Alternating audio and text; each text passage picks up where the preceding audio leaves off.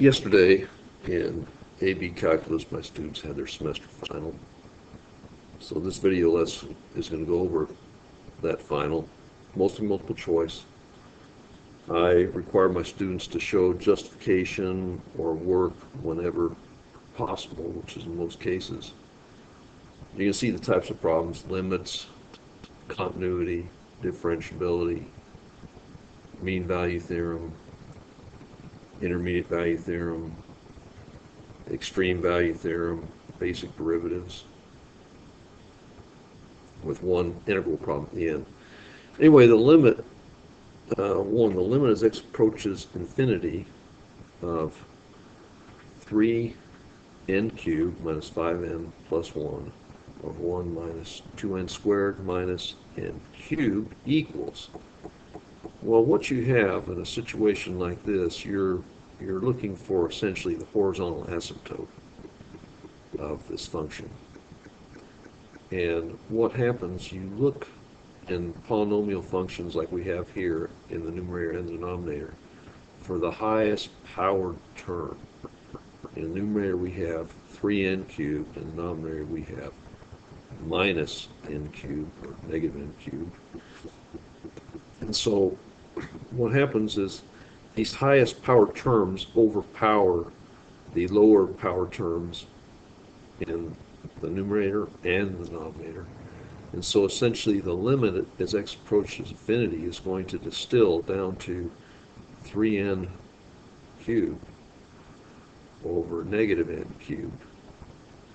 And what happens here is we have the n cubed over n cubes cancel each other, and so we get 3 over negative 1, which equals negative 3.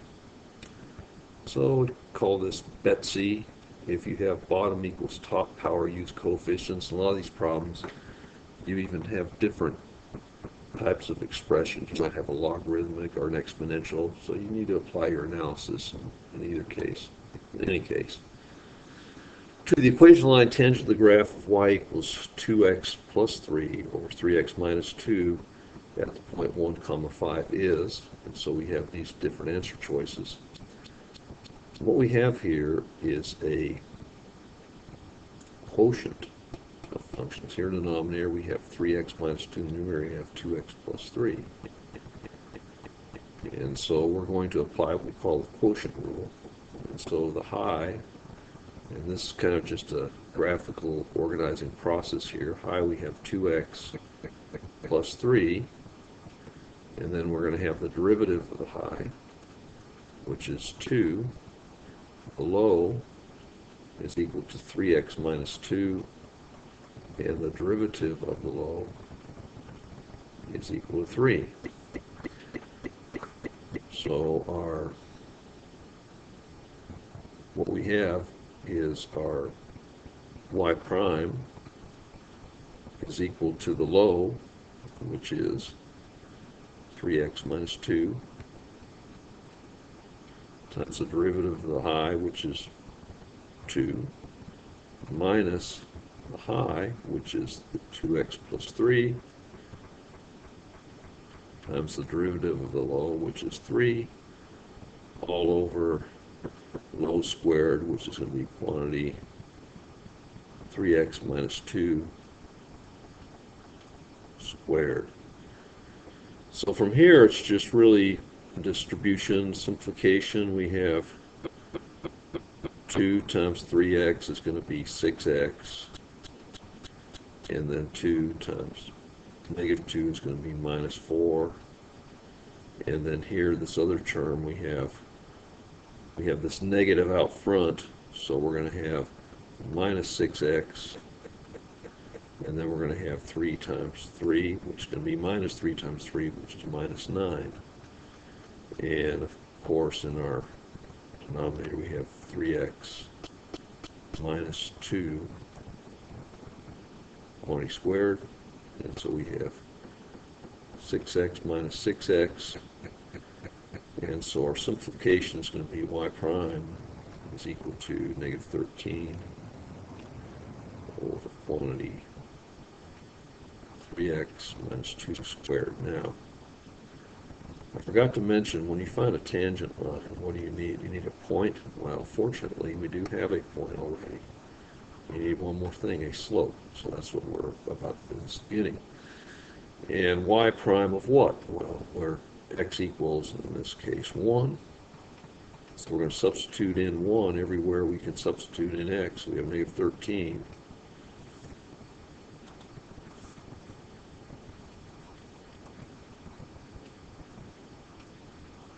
And we're going to have the denominator 3 times 1 minus 2 squared. And so in the denominator, 3 minus 2 is 1 squared. So we're going to have negative 13 over 1 equals negative 13.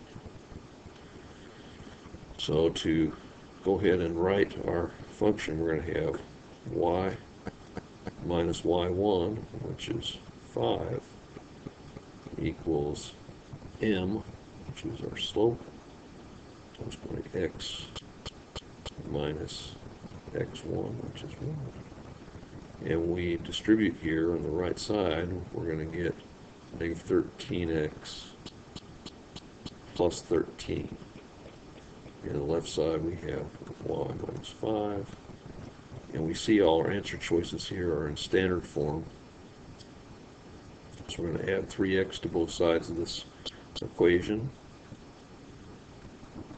And we're going to add 5 to both sides of the equation. On the left side we have, let's see, minus 3x. Guys, that's going to be minus 13x.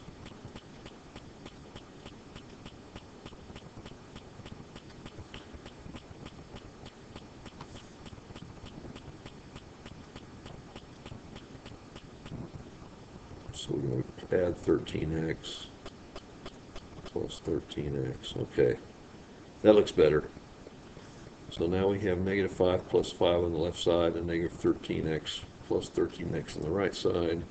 And what we're left with is y plus 13x is equal to 13 plus 5, or 18.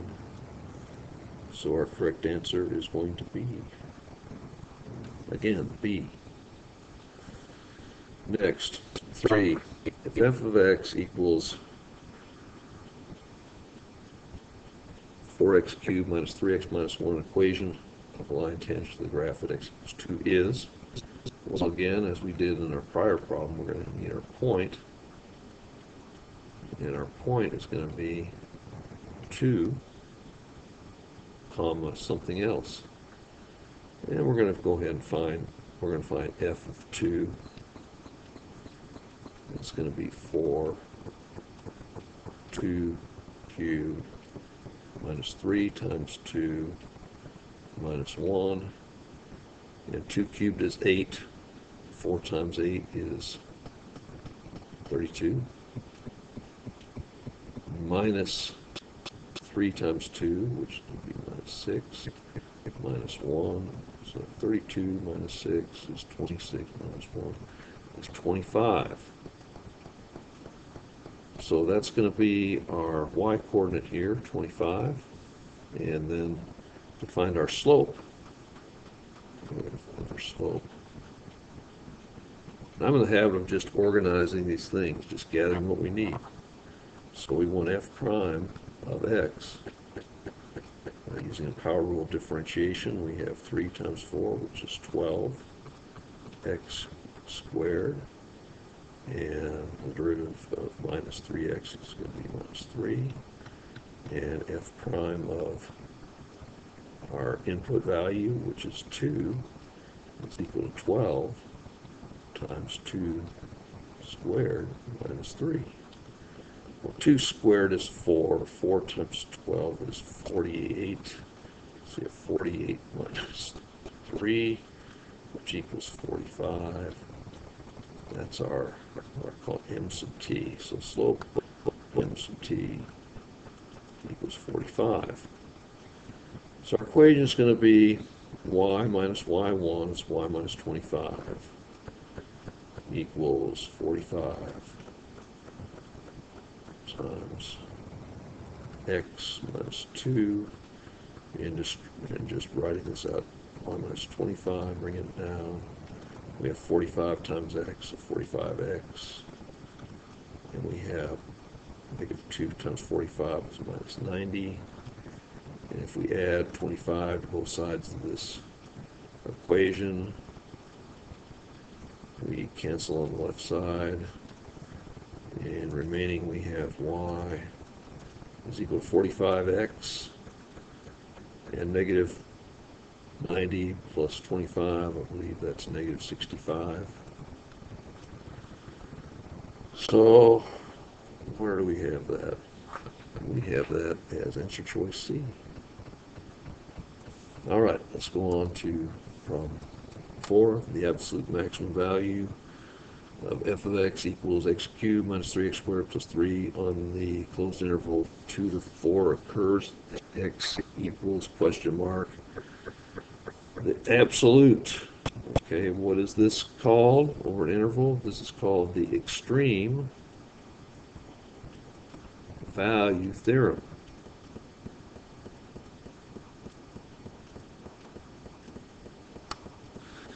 And what we're going to do is we do something called a candidate test. And I think we're going to have to do this in another problem too. And candidates are always the endpoints, first of all. So we're just going to go ahead and put in, like, we're going to have x, f of x. So our endpoints are going to be negative 2 and then 4. And so, and other things we're going to find are called critical numbers. And we can go ahead and, I guess, find critical numbers now if we find them. So, find the critical numbers, we're going to take the derivative f prime of x equals 3x squared. And we're going to have negative 3 times 2, which is going to be minus 6x. And setting that to 0, we have 0 equals, our common factor here would be 3x. So it's going to be x minus 2. So we have x equals 0. That's one of our critical numbers. And then we have x minus 2 is equal to 0. And that gives us a critical number adding 2 to both sides of x equals 2. So 0 and 2 are our other critical numbers. So we can just fill in the critical numbers, see which one is the highest, and when we find that, we have our correct answer. And it's going to be at one of these things. You see, they're all given as possible answers. We know C is not possible, but all the other answer choices, A, B, D, E, are. So we can just go about filling in. Well, if we plug in 0 for f of 0, we're just going to get our y-intercept, which is 12. So we already know our output here. Next, we just got to figure out the rest of them. So we're going to find f of negative 2. That's going to be, and we could do some analysis with a number line too on this. I'm just going to go ahead and plug them in. So we have negative 2 cubed minus 3 negative 2 squared plus 12. So we're going to get negative 2 cubed is going to be negative 8. And then we're going to have minus 3, and then negative 2 squared, that's going to be 4. So we have minus 12 plus 12. Well, the minus 12 and plus 12 will cancel each other. And so we're left with negative 8. So already we know negative 2 is not a correct input because that's lower than what we have for 0 anyway. Okay, next, f of 2.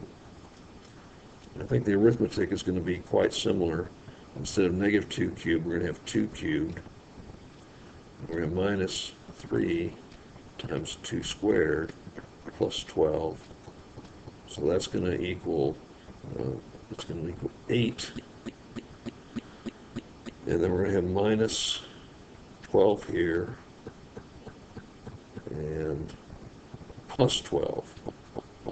Well, in this case, we have the minus 12 and plus 12 will cancel each other, so we're left with 8. So we have 8, and again, that's not as high as our output value at x equals 0, so we know that 2 is an incorrect answer also, so we're now between 0 and 4. So now we're going to find f of 4 is going to be equal to 4 cubed minus 3 times 4 squared plus 12. And 4 cubed is 4 times 4 times 4, which is 64. And then we have minus 3 times 4 squared. Well, 4 squared is 16. I think 3 times 16 is 48, so we have minus 48. And we have plus 12. Well, working down here, 64 minus 48, I think that's 16, so we get 16 plus 12, which equals 28. So 28 is our maximum, this is our maximum value, okay, and so that occurs at x equals 4. So 4 is our correct answer to problem 4. Next, 5. At x equals 3, the function given by f of x equals x squared, where x is less than 3, and 6x plus minus 9, where x is greater than or equal to 3, is, well, we have this less than or equal to, so the function is going to be defined at x equals 3. So we know that undefined is an incorrect answer. So let's go through the paces here. And I've had these students do it for a long time. The first thing we're going to check for is differentiability, and for that, I'm going to say the limit as x approaches 3 from the left side of f of x is equal to the limit as x approaches 3 from the right side of f of x. And we know that for the right side, where we have x is greater than or equal to 3, the value of the function is going to be the same as that right side limit. So we're just going to be plugging in. On the left side we have x squared. On the right side we have 6x minus 9. And now we can just plug in for x. It's 3 for x. We're going to have 3 squared equals 6 times 3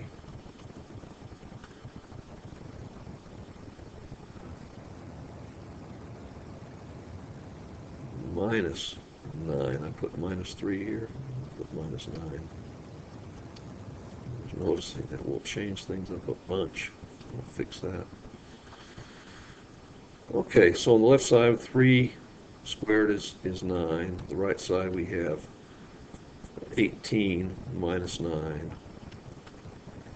So we have 9 equals 9. So we have continuity.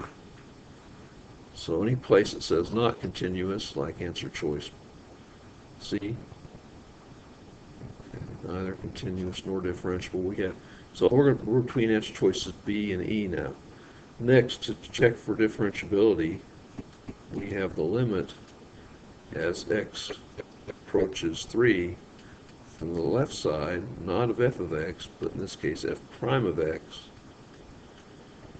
is equal to the limit as x approaches 3 from the right side of f prime of x. So what we're trying to do is we're trying to tell that these slopes from each side are approaching the same number. If they are, we won't have a sharp corner. So on the left side we have x squared, on the right side we have 6x minus 9, and now taking the first derivative of these two, and this is going to be, I'll just put to make this correct, we'll say d dx, the derivative of this function, where we're going to have on the left side 2x, and the right side will have 6. And now plugging in 3, we'll have 2 times 3 is equal to 6. So we get 6 equals 6. So this tells us that we have a smooth curve, or line, I guess, in this case, at that point. So we have both continuous and differentiable. Next, 6. F of x equals the square root of quantity 2x, so f prime of 2 equals question mark. So what we have is f of x, and the square root is going to be 2, is to the square root is to the 1/2 power, so we have 2x to the 1/2 power. So f prime of x is equal to 1/2, and we're going to have 2x, and then 1/2 minus 1 is going to be to the negative 1/2, and then times the derivative of the inside, which is 2. What we have is 2 over 2 will cancel each other, so what we're left with is 1 over 2x to the 1/2, which is the square root of 2x. And next, if we put in f prime of 2, we're going to have 1 over the square root of 2 times 2, which is 1 over square root of 4, which is 1/2. So that is our correct answer, B, 1/2. Okay, 7. If y equals 2 cosine quantity x over 2, then d squared y over dx squared, which is going to be our second derivative, is equal to one of these 5 answer choices. Well, in this case, I've been teaching my students about this, that when you take a derivative, the sign progression goes like this. So if you take a derivative of cosine, you're going to have negative sign. So y prime is going to be equal to negative 2 sine, because the negative sign came with the derivative. The derivative of any trigonometric ratio beginning with c is going to be a negative. It's kind of a, so we have x over 2 times the derivative of the inside of this x over 2, and the derivative of that is going to be 1/2. And 1/2 and 2, negative 2 times 1/2 is going to simplify to negative sine x over 2. So essentially we had this x over 2, the derivative of that, cancel out the 2. So y double prime is going to be our derivative of this negative sine x over 2. Well, the derivative of negative sine is going to be negative cosine, so we have negative cosine x over 2 times the derivative of the inside, which is, as in our earlier one, we have 1/2. So we're going to get negative 1/2 cosine x over 2. And that is going to be our answer choice E. Next, 8. If the limit as x approaches 3 of f of x equals 7, which of the following must be true? Okay. And if 1, f of x is continuous in x equals 3. Is that right? Well, you can have a limit be different than the actual value. So you could have a break in continuity. We can go like this. So we can go at x equals 3. We can have a break in continuity, yet our limit still could be 7 here. Okay? So condition 1 is not correct. Condition Roman number 2, f of x is differentiable if x equals 3. So again, we don't have, related to this Roman numeral 1, we don't have in this case differentiability because we're not continuous, but we still do have a limit in this case. And then condition 3, f of 3 equals 7. Well, it could, but it doesn't have to, right? We're looking for must. So if we have this filled in, we would have that, but we would then also have perhaps continuity and differentiability as well if we didn't have sharp corner on that. Well, that's not true either. So none of these Roman numeral things must be true. Next, 9. Given f of x equals 2x squared plus 1, the instantaneous rate of change at x equals 3 is how much greater than the average rate of change between x equals -1 and x equals 2. For an average rate of change, you need 2 values. For an instantaneous rate of change, you need 1 value. So we're going to find the instantaneous rate of change, which is going to be found by taking the first derivative of this function. So f prime of x equals 4x, and I think that's it. And then we want to find out at x equals 3, so f prime of 3 is equal to 4 times 3, which equals 12. Okay? And then our average rate of change is going to be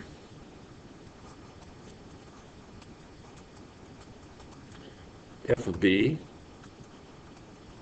minus f of a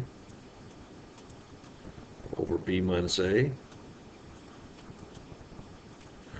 And so we're going to have f of b, well, b is going to be this 2, and a is going to be 1.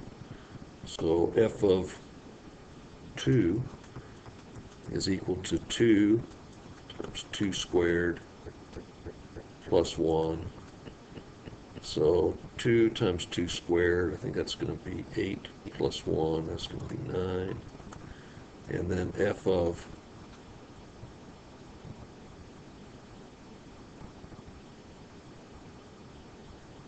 -1 is going to be 2 times -1 squared plus 1. So we're going to have 2 times 1 plus 1 is going to be 3. So what we're going to have is, we're going to have not f of b minus f of a over b, which is 2, minus a, which is minus -1, so we get 6 over 2 plus 1, which is 3, which equals 2. So how much greater is 12 than 2? Well, 12 minus 2 is 10, so 10 greater. And I think where you could get into trouble is how many times greater, right? How much greater is the subtraction difference. How many times greater would obviously be 12 divided by 2, or 6. So that's why B is not a correct answer. C. D is. D, 10. Now problem 10. The cost of producing X number of bicycles is given by C of X equals X cubed plus 48 over X for the interval from 1 to 10. What is the minimum cost? Now, this one here, this is an extreme value theorem problem.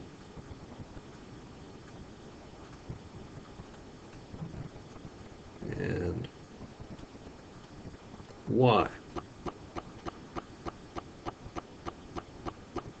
It doesn't say absolute here, but they give us interval from 1 to 10, and so we can infer that they're looking for the lowest in this whole interval.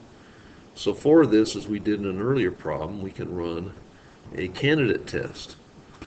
And so we have x and c of x. You see here instead of f1. And our candidates are going to be our endpoints plus our critical number, so if any. So we can find a critical number, and to do that, we want to find the derivative and set that derivative equal 0. So first of all, I'm going to say c of x is equal to x cubed and plus 48 x to the negative 1 power. So that's just making this in a condition to differentiate. So c prime of x is equal to 3x squared, and we're going to multiply it by negative 1, so we're going to have minus 48 x to the negative 2 power, and that's going to be 3x squared minus 48 over x squared. And setting that equal to 0, we have set 0 equal to 3x squared minus 48 over x squared, and we add 48 over x squared to both sides of this equation. 48 over x squared equals 3x squared. And we can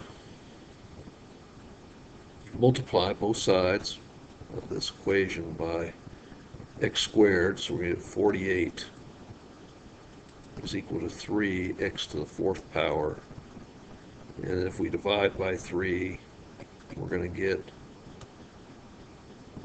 48 divided by 3, 16 equals x to the 4th power. And then if we take the 4th root of both sides, we get x is equal to plus or minus 2.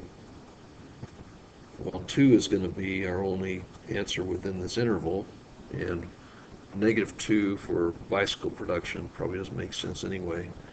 And now we can just plug in the numbers here in the function. So we're going to find c sub 1, see what that gives us. And that gives us 1 cubed plus 48 over 1, which equals 1 plus 48, or 49. And so this is going to be 49. If we plug in 2, c sub 2 is equal to, we see that 42 is a possible right answer. So we already know what's the minimum cost. We already know based on that D and E cannot be right. So C of 2 is going to be, we're going to have 2 cubed plus 48 over 2, which is going to be 8 plus 40 over 2, 24, or 32. And that's going to be answer choice A. Okay, 32. And the reason we can circle that answer is because we know there's no other answer less than 32 remaining. So that has to be it. And then if you want to go ahead for fun and just plug in 10, I think you get 1,004. I don't know what you get, something pretty, yeah, 1,004.8. Anyway, that's a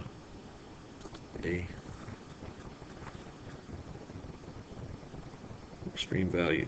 Now here, the graph, problem 11, graph of y equals f of x in the closed interval from negative 3 to 7 has the following endpoints: negative 3, 4, and 7, 1.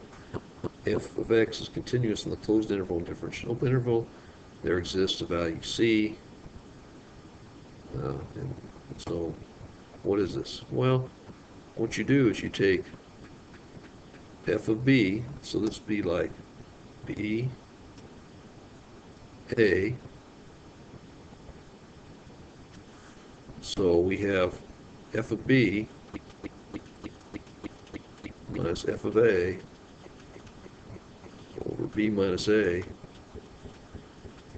So we have 1 minus 4 over 7 minus negative 3. We get negative 3 over 10. That's our average rate of change. And that's going to correspond with answer choice B. Next, 12.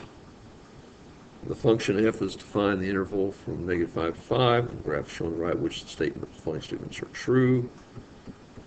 We have 1, Roman numeral 1, the limit as x approaches 1 of f of x is negative 1. Well, I'm seeing the limit, both sides, the limit being approached from both sides is negative 2 and not negative 1. So 1 is not correct. For this, for Roman numeral 2, the limit as h approaches 0 of f of 2 plus h minus f of 2 equals 2. Well, what this is the definition of derivative. So you're looking for the slope. And it's going to be a slope where x equals 2. It says f of 2. Well, we're going to go up 2 over 1. So the slope is 2. And that's the definition of a derivative. So Roman numeral 2 is correct. Roman numeral 3, the limit as x approaches negative 1 from the right equals f of negative 3. We're approaching 1 from the right, and then f of negative 3 is also 1. So we have 1 equals 1. That is correct. So we have answer choice D, 2 and 3 only. Problem 13, if f of x equals x squared ln x for x is greater than 0, then y double prime is equal to. Well, first of all, we're going to find y prime. And for that, I'm going to do this kind of a graphical organizer for product rule. We have a product of two functions here, so we have x squared, and derivative of x squared is 2x. And then we have ln x, and derivative of ln x is 1 over x. So we're going to have x squared times 1 over x. The way I've organized it, you have x squared times 1 over x plus ln x times 2x. So we have plus 2x times ln x. And x squared over x will simplify to just x. We have x plus 2x ln x. And that's going to be y prime, or the first derivative. And so the second derivative, y double prime, is going to be equal to the derivative of x, which is 1. And then we're going to take the derivative of this product of 2x and ln x. We have 2x here, 2 ln x, 1 over x. So we have plus 2x times 1 over x plus 2 ln x. Well, x over x cancel here for the second term here. So what we're left with is 1 plus 2 ln x. And that's going to be 3 plus 2 ln x. So I'll simplify it out a bit here. That's answer choice B. Next, 14. If y is a differential function of x, then the slope of the curve of xy squared minus 2y plus 4y cubed equals 6 at the point where y equals 1 is, what we have here is we need to find an x value. And to do that, we're going to plug in y. So we're going to say x and y is 1. X times y squared minus 2 times y, which is 1.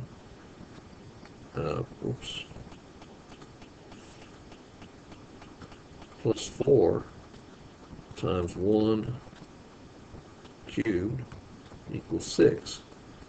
So we're going to have x minus 2 plus 4 equals 6. So we can go a bunch of different ways. On the left side we combine. We have negative 2 plus 4, which is 2. So we have x plus 2 equals 6.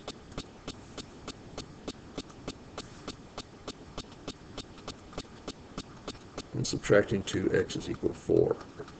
So our point, we have a point, and that's going to be 4, 1. And now we can differentiate this implicit differentiation.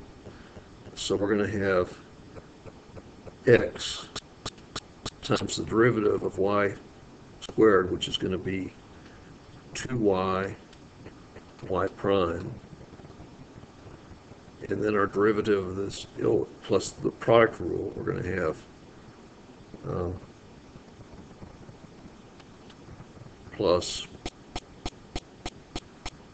y squared times dx dx, so that's going to be that.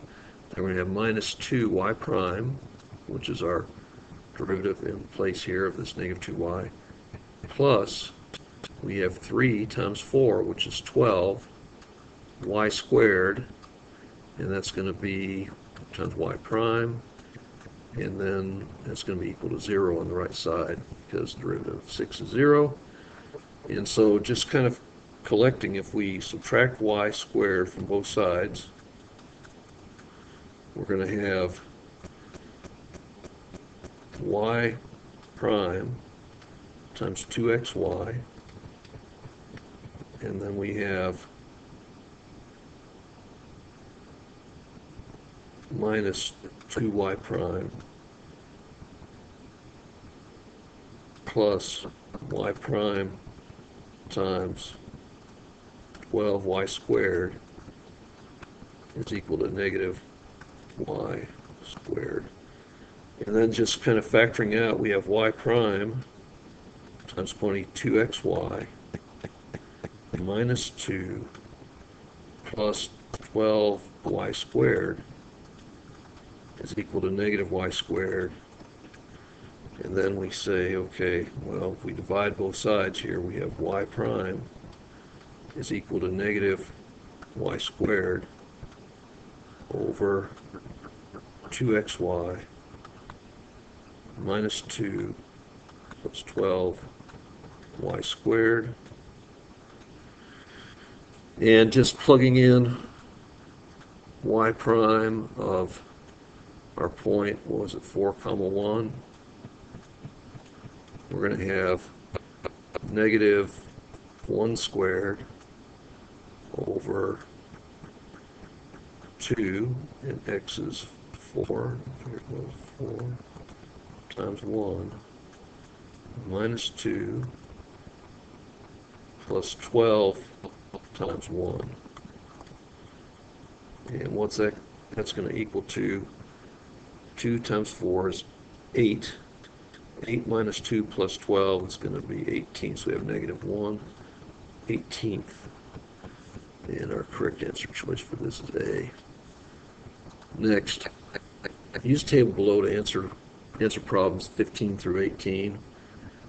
And I'm sort of running low on time, but there are 4. There are 4 here. And one thing you have to understand is that speed, so it was a minimum number of times, the speed of the particle had to be exactly 5 feet per minute. Well, 4, because speed equals absolute value of velocity, right? So between 0 and 2, because 5, and there's justification, 5 is greater than v of 0, but less than v of 2. And we do the same thing here between 5 and 7, right? Because we're going to cross the 5 again. And then between 7 and 10, because we have to cross through -5 to get from 2 to -7. And then the last time from -7 to 1. So those are 3 other instances. And so that's going to be 4 is going to be our correct answer. 4. Okay, 16. Use the data table to estimate the acceleration of particle at t equals 4 minutes. Show correct units.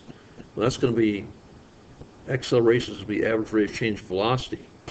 So our acceleration, I said A, it's estimate.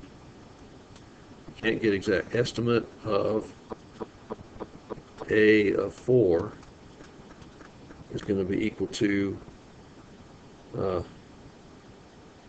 F of 5 minus F of 2, or excuse me, F of 2 over, we're going to have 5 minus 2. And so we're going to have, it'll be 9 minus 8 over 3, which equals 1/3. And what are our correct units here? It's going to be feet per minute squared. Okay, so that's 16. What is the average rate of change velocity in the interval from 0 to 12? Show correct units. Okay, similar to 16, we're going to have, okay, a rock of velocity, and so what that's going to be, it's going to be the average velocity. That's going to be f of b, which is 1 minus 4 over 12 minus 1, or 12 minus 0, excuse me. So we get -3 over 12, which equals -1/4, and that's going to be feet per meter per minute squared. Okay, last one. Is there a time when the particle's acceleration had to be exactly -0.25 feet per second squared? Justify. Yes. And that's based on problem 17. Okay, according to mean value theorem, there must be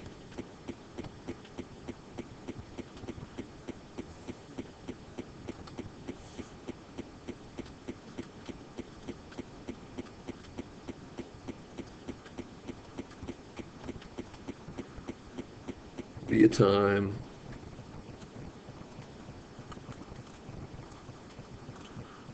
when A of t equals -1/4 feet per minute squared.